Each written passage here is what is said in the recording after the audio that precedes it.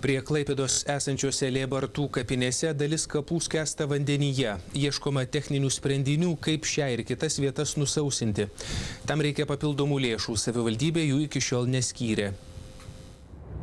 Lėbartų kapinėse ši problema opi nebe pirmus metus.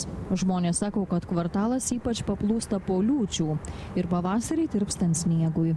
Artimųjų kapų atėję tvarkyti žmonės guodžiasi, kad graudu matyti, kaip amžinojo poilsio vietos skendi balose. Siaubas, kas daros, aš nebegaliu gyventi. Pavasarį, kai laidojom, buvo gražiai, atrodo smėliukas toks viskas. Nežinau, iš proto išeit galima. Pasižiūrėkit, kas daros, nešiau vandens tas pats, nieko nepadarys. Kiek išsėmė, tiek padėlė. Jeigu ką nors priklauso, jeigu galit, padarykit, jums Dievas atsilygins už tą.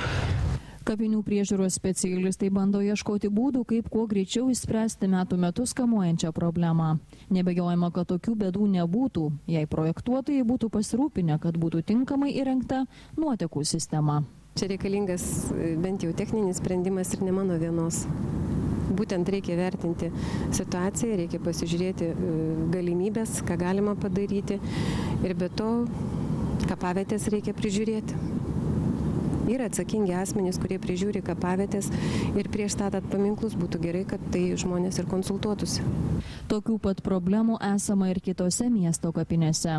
Klaipėdos miesto savivaldybės miesto tvarkymo skyrius kreipėsi į strateginės plėtros komitetą, kad būtų skirta lėšų uostamiesčio kapinių nuotekų sistemoms sutvarkyti. Tam gali prireikti 100 000 litų. Ar biudžete bus rasta pinigų, paaiškės artimiausiu metu.